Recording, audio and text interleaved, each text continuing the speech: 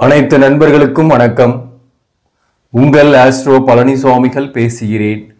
இந்த காணொளியில மேஷம் ராசிக்கு செப்டம்பர் மாதம் எப்படி இருக்கும் என்பதை பற்றி ஒரு பொது பலனாக பார்க்கலாம்.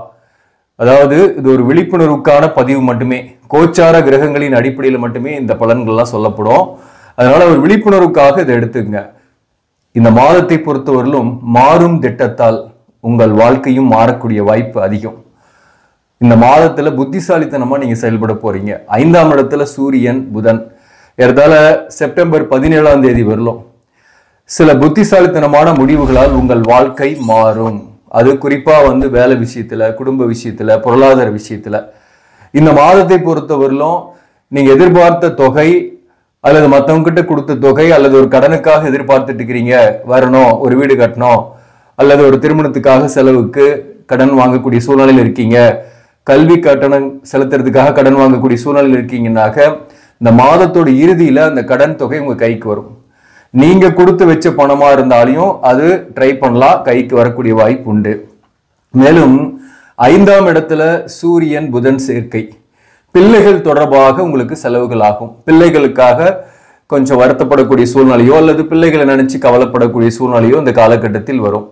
குழந்தை பாக்கியம் இல்லாதவர்களுக்கு இந்த காலகட்டத்தில் முயற்சி பண்றீங்கன்னா கொஞ்சம் சில தடைகளும் சில தாமதங்களும் இந்த விஷயத்துல ஏற்பட்டு இருக்கும், அல்லது கொஞ்சம் எக்ஸ்பென்சஸ் ஆகும் அந்த விஷயத்துக்கு. அதே போல புதனும் சூரியனும் சேர்ந்து இருக்கிறதுனால 5ஆம் இடத்துல இந்த மாதத்தை பொறுத்தவரையிலும் கொஞ்சம் கோபம் இருக்கும், முன் கோபம், அவசரப்பட்டு பேசிடுவீங்க. அவசரப்பட்டு குடும்ப உறவுகிட்டயோ சரி அல்லது மேலதிகாரிங்க கிட்ட பேசிடுறீங்கன்னாக்க பின்னாடி அது வருத்தப்படக்கூடிய சூழ்நிலை ஏற்படுத்தும். அதனால முடிந்த அளவுக்கு பேச்சை குறைப்பீர் அப்படின்ற மாதிரி கொஞ்சம் மௌனமா இருக்கிறது இந்த மாதத்தை பொறுத்தவரை நல்லது. எல்லாமே மனசுல தோன்றதெல்லாம் நம்ம வெளிப்படையா சொல்லிட்டாக்க எந்த ஒரு காரியத்திலுமே சக்சஸ் ஆகவே முடியாது. நம்ம மனசுல இருக்கிறத மனசுலயே வச்சுக்கிட்டு இந்த சமுதாயம் எப்படி போயிட்டு இருக்கோ அதன் வழியிலேயே நம்ம போனா மட்டும்தான் சக்சஸ் ஆக முடியும். எல்லாத்தையும் நம்ம உண்மைதான் சொல்றோம், நேர்மைதான் பேசுறோம்னு ஒரு நேர்கோட்டுல பயணிக்கவே முடியாது இந்த சமுதாயத்துல. அதனால நாசுக்காக நடந்து கொள்ளுங்கள் அப்படின்றதான் அங்க முக்கியம். மேலும் பாத்தீங்கன்னா திருமண உறவுகள்ல கூட ஒரு கான்ட்ரவர்சியல் இந்த மாதத்தை பொறுத்தவரைக்கும் கொஞ்சம் இருக்கும். 7ஆம் அதிபதியாக வரக்கூடிய சுக்கிரன் ஏறத்தாழ செப்டம்பர் 18ஆம் தேதி வரலும் 6ஆம் பாவகத்துல நீசம் பெற்று இருக்கிறாரு. அதனால கேதுவோடு இணைந்து இருக்கிறாரு. அதனால பாத்தீங்கன்னா திருமண வாழ்க்கையில சில கருத்து வேறுபாடுகள்லாம் போகும். வாழ்க்கை துணைவர்கிட்ட விட்டு கொடுத்து போறது மட்டுமே இந்த காலகட்டத்தில் கெட்டிக்காரத்தனம். அல்லது வாழ்க்கை துணைவருக்கு ஹெல்த் இஷ்யூஸ் வரலாம், உடல்நலத்துல பாதிப்பு ஏற்பட்டு நீங்க கொஞ்சம் செலவு பண்ற மாதிரி இருக்கும். சில பேருக்கு பாத்தீங்கன்னா பெண்களால சில பிரச்சனைகள் வரும். வேலை பார்க்கக்கூடிய இடத்துலயோ அல்லது உறவுகள்லயோ கூட சில பெண்களால சில உறவுகளால அந்த உறவுகள் பிரிந்து போகக்கூடிய சூழ்நிலையோ அல்லது அந்த பிரிந்து போன உறவால சில வருத்தங்களோ பிரச்சனைகளோ இந்த காலகட்டத்தில் இருக்கும். இந்த சுக்கிரனும் கேதுவும் இணைந்து இருக்கிறதுனால 6ஆம் பாவகத்துல கடன் அல்லது உடல்நலத்துல பாதிப்பு சில பேருக்கு ஏற்படக்கூடிய வாய்ப்பு உண்டு. அதான் கடன் கிடைக்கும் சொல்லியிருக்கிறேன். ஹெல்த் இஷ்யூஸ் கொஞ்சம் வரக்கூடிய வாய்ப்பு உண்டு. குறிப்பா 60 வயதிற்கு மேல இருக்கிறவங்க, 55 வயதிற்கு மேல இருக்கிறவங்க கொஞ்சம் கூடுதலாக கவனம் செலுத்திங்க உடல்நல விஷயத்துல. மற்றபடி பாத்தீங்கன்னாக்க ராசியாதிபதியாக வரக்கூடிய செவ்வாய் உங்க ராசிக்கு 3ஆம் பாவகத்துல இருக்கிறார். மறைவு ஸ்தானத்துல செவ்வாய் இருக்கிறது நல்லதா அப்படின்னா 8 செவ்வாய் தான் வராரு. 3ஆம் பாவகத்துல பாவகிரகம் இருக்கிறது நல்லதுதான். அப்ப நிறைய சுறுசுறுப்பாக செயல்படுவீங்க, நண்பர்களுக்கு நிறைய உதவி செய்வீங்க. அந்த நண்பர்களுடைய பாராமுகத்தையும் இந்த காலகட்டத்துல புரிஞ்சுக்குவீங்க. யார் நல்லவன் யார் கெட்டவன், வாழ்க்கைன்னா என்னன்னு ஒரு சில படிப்பினையும் இந்த காலகட்டத்தில் உங்களுக்கு தெரியும். அக்கம் பக்கம் இருக்கவங்களை பத்தி உங்களுக்கு தெரியும். அக்கம் பக்கம் இருக்கிறவர்களுக்கு அவங்களால சில பிரச்சனைகள், அதாவது அண்ட அயலாளர்களால கூட சில பிரச்சனைகள் இந்த காலகட்டத்தில் வரும். மேலும் சுறுசுறுப்பா செயல்படுவீங்க. இதுல பாசிட்டிவான விஷயம்னா சுறுசுறுப்பா செயல்படுறது, மற்றவங்களுக்கு உதவி செய்யறது, கம்யூனிகேஷன் நல்லா இருக்கு. இடமாற்ற சிந்தனை வருது, இடமாற்றம் செய்யலாமான்னா தாராளமா செய்யலாம். இப்ப வேலையில ஒரு டிப்ரெஷனா இருக்கு அல்லது வேலை இல்லாம இருக்கீங்கன்னாக்க நீங்க இந்த நேரத்துல ஒரு இன்டர்வியூ அட்டன் பண்றீங்கன்னா அதுல சக்சஸ் ஆவீங்க. முயற்சிகளில் வெற்றி ஏற்படும். எப்பாற்பட்டேனும் அந்த முயற்சியை சாதிச்சு ஆகணும்னு ஒரு தன்னம்பிக்கையோடு இறங்கக்கூடிய மாதம் தான். அதாவது இந்த மாதத்தை பொறுத்தவரை 5ஆம் இடத்துல ஆட்சி பெறுறதும் செவ்வாய் 3ஆம் இடத்துல இருக்கிறதும் எத்தனை பெரிய பிரச்சனை வந்தாலும் அதை சமாளிக்கக்கூடிய ஆற்றல் இருக்கும். குறிப்பா அது வேலையில கூட ஒர்க் ப்ரெஷர் இருக்கு, டென்ஷன் இருக்குன்னா அந்த இடத்துல அழகா சமாளிச்சு பிரச்சனை இல்லாம கொண்டு போவீங்க. கொஞ்சம் அதிகமா பேசாம இருந்தீங்கன்னா பெட்டர். அதே போலதான் குடும்ப வாழ்க்கையில கணவன் மனைவிக்குள் சில கருத்து வேறுபாடு, மிஸ் அண்டர்ஸ்டாண்டிங் வருது அப்படின்னா கூட பெருசா உங்களை அஃபெக்ட் பண்ணாது. நாசுக்காவே நடந்துக்குவீங்க. அதுக்கான புத்திசாலித்தனத்தை இந்த புத ஆதித்ய யோகம் உங்களுக்கு கொடுக்கும். மேலும் சில முடிவுகளையும் எடுப்பீங்க. நீண்ட காலமாக திருமண வாழ்க்கையில பிரச்சனையோடு இருக்கிறவங்க, பிரிந்திருக்கக்கூடிய கணவன் மனைவி, அல்லது வழக்குகள் இருக்கீங்க, டிவோர்ஸ் கேஸ்ல இருக்கீங்க, அல்லது ஏதோ ஒரு வகையில பிரச்சனையோட பிரிந்திருக்கக்கூடிய கணவன் மனைவிக்குள் ஒரு தெளிவான முடிவு எடுக்கக்கூடிய வாய்ப்புகளும் இந்த காலகட்டத்தில் ஏற்படும். அது உங்க சுய ஜாதகத்தின் அடிப்படையில தான். 6ஆம் பாவகத்துக்கு புதன் பகவானை பொறுத்தவரையிலும் செப்டம்பர் 23ஆம் தேதியிலிருந்து கன்னியில ஆட்சி பெறாரு. அதே போல செப்டம்பர் 17ஆம் தேதியிலிருந்து சூரியனும் 6ஆம் பாவகத்துக்கு வந்துருது. 6ஆம் பாவகத்துல சூரியன் புதன்லாம் இருக்கிறது வேலை விஷயத்துக்கு நல்லது. வேலையே இல்லாத இருக்கிறவங்க இந்த காலகட்டத்தில் வேலை வாய்ப்பை பெறுவீங்க. மாதத்தோட பிற்பகுதியில் மிக அற்புதமாகவே இருக்கு. வேலை விஷயத்துல உங்களுக்கு பெட்டர். அதாவது வேலையில கூட ஒரு நேம் அண்ட் ஃபேம் கிடைக்கும். ஒர்க் பண்ற இடத்துல இருந்த தொல்லைகள் அகலும். குறிப்பா உங்களுக்கு இடையூறாக இருந்த மேலதிகாரிகள் அல்லது சக பணியாளர்களுடைய தொல்லைகள் மாதத்தோட பிற்பகுதியில் அகலும். அவங்கள வெல்வீர்கள். ஏதோ ஒரு வகையில குடைச்சலை கொடுத்திருப்பாங்க. குடைச்சலை கொடுத்த அந்த தொழிலாளர்களை கூட உங்க பாதையை விட்டு விலகக்கூடிய வாய்ப்பு உண்டு. அதனால வேலை விஷயமா, அதாவது இந்த மாதத்தோட செகண்ட் ஹாஃப்ல ரொம்பவே நல்லா இருக்கு. பிரச்சனை இல்லை. வேலை இல்லாதவங்களுக்கு வேலை கிடைக்கும். அரசு பணிக்கு படிச்சுட்டு இருக்கிறீங்க, அரசு தேர்வு எழுதுறீங்கன்னா உங்க சுய ஜாதகத்தின் அடிப்படையில அரசு பணிக்கு போகிறதுக்கான அந்த பிராப்தம் இருக்கும் பட்சத்துல உங்களுக்கு அந்த வாய்ப்புகள் கிடைக்கும். எதிரிகள் வெல்வீங்க, வழக்குகளில் வெல்வீர்கள்.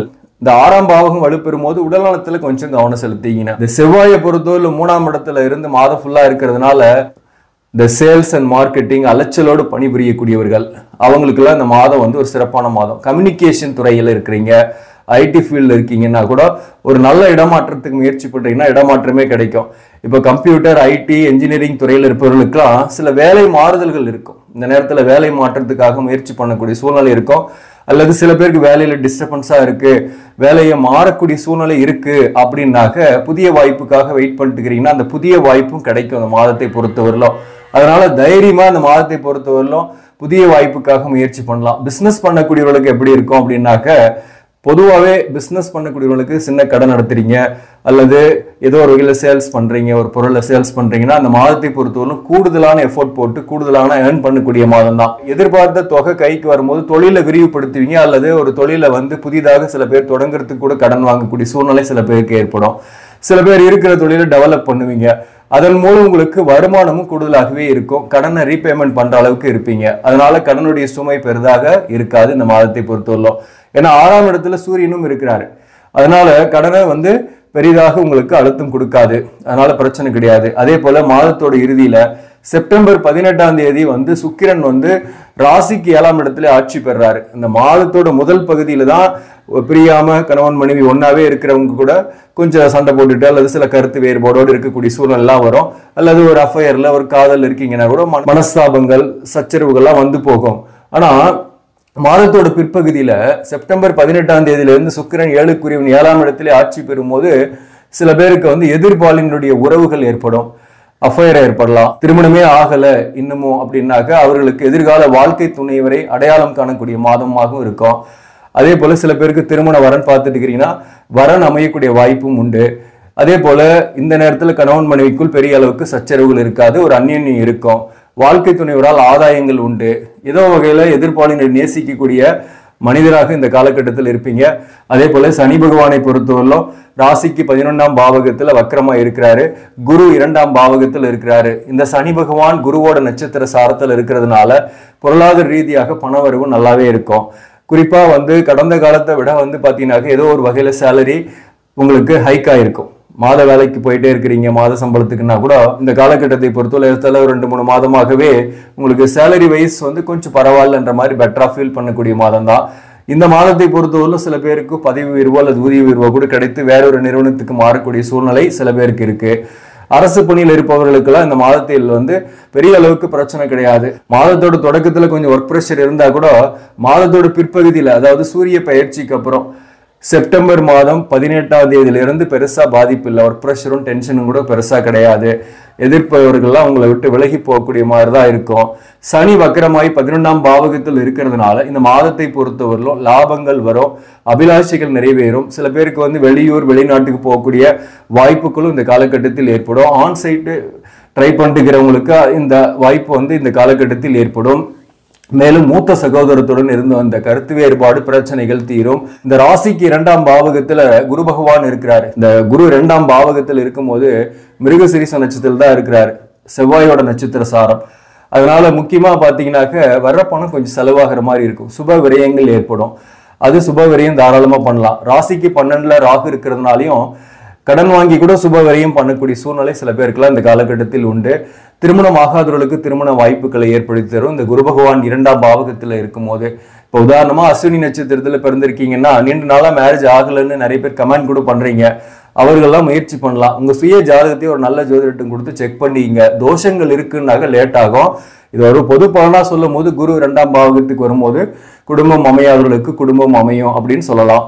அதே போல பாத்தீங்கன்னாக்க இந்த பரணி நட்சத்திரத்துல பிறந்தவங்களுக்கு பெரிய அளவுக்கு பிரச்சனை கிடையாது, நல்ல மாற்றங்கள் ஏற்படும் இந்த மாதத்தோட இறுதியில. பரணி நட்சத்திரத்தில் பிறந்தவர்களுக்கு செப்டம்பர் 18ஆம் தேதியிலிருந்து உங்களுக்கு எதிர்ப்பாளினுடைய அஃபேரு, கணவன் மனைவிக்குள் நல்ல ஒற்றுமை, பொருளாதார ரீதியாக நல்ல முன்னேற்றமும் இந்த காலகட்டத்தில் ஏற்படும். அதே சமயத்துல கிருத்திகை 1ஆம் பாதம் அந்த நட்சத்திரத்தில் பிறந்தவங்களும் பார்த்தீங்கன்னாக்க மாதத்தோட முதல் பகுதியில புத்திசாலித்தனமாக நீங்க எடுக்கக்கூடிய முடிவுகளால உங்கள் வாழ்க்கை மாறும். பொருளாதார ரீதியாக பெரிய அளவுக்கு பாதிக்கப்பட மாட்டீங்க. கடன் பட்டாலும் அது கடனுடைய சுமை உங்களுக்கு இல்லாமல் இருக்கும். இந்த மாதத்தை பொறுத்தவரை எந்தெந்த தொழில்கள்லாம் சிறப்பாக இருக்கும்னாக்க குறிப்பா கம்ப்யூட்டர், ஐடி, என்ஜினியரிங், அரசு பணியில் இருக்கிறவங்க, மருத்துவத்துறையில் இருப்பவர்கள், வாக்கால் பிழைக்கக்கூடிய தொழில், ஆசிரியர் பணியில் இருப்பவங்க, வக்கீல், கன்சல்டேஷன் பண்றவங்க, அதே போல விவசாயம் சார்ந்த துறைகளில் இருப்பவர்களுக்கெல்லாம், மண்மனை ரியல் எஸ்டேட் சார்ந்த துறைகளில் இருப்பவர்களுக்கு இந்த மாதம் சிறப்பான மாதமாகும். இந்த மாதத்துல கூடுதலாகவே வருமானம் வரும். கடை நடத்துறவங்க, சேல்ஸ் அண்ட் மார்க்கெட்டிங்ல இருக்கிறவங்களுக்கெல்லாம் கூட இந்த மாதத்துல எதிர்பார்த்த வருமானம் வரும். அச்சீவ் பண்ணுவீங்க டார்கெட்டை. அதனால முன்னேற்றங்கள் இந்த மாதம் இருக்கு.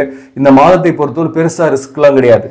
கொஞ்சம் கோபம் டென்ஷனை குறைச்சிட்டு அமைதியா இருந்தீங்கன்னாவே நடக்கிறது ஆட்டோமேட்டிக்கா நல்லதாவே நடக்கும். வேலைக்கு முயற்சி பண்றவங்க தாராளமா பண்ணலாம், அதுக்கான வாய்ப்பும் இருக்கு. இந்த மாதத்தை பொறுத்தவரை எந்த தெய்வத்தை வழிபட்டா சிறப்பாக இருக்கும்னா சாட்சாத் பழனி முருகனை கும்பிடுறது தான் நல்லது. முருகனை நம்பினோர் முற்றிலும் கைவிடப்படார். அதனால எவ்வளவுதான் பெரிய பிரச்சனை இருந்தாலையும் நீங்க அருகாமையில் இருக்கக்கூடிய முருகன் ஆலயத்துக்கு போயிட்டு ஒரு கோரிக்கையா முருகன்கிட்ட வச்சுட்டு வந்தீங்கன்னாவே உங்களுடைய பிரச்சனைகளும் போராட்டங்களும் ஒரு முடிவுக்கு வரும். ஒரு தெளிந்த சிந்தனை உங்களுக்கு ஏற்படும். அதன் மூலம் வாழ்க்கை மகிழ்ச்சியாகவே போகும்.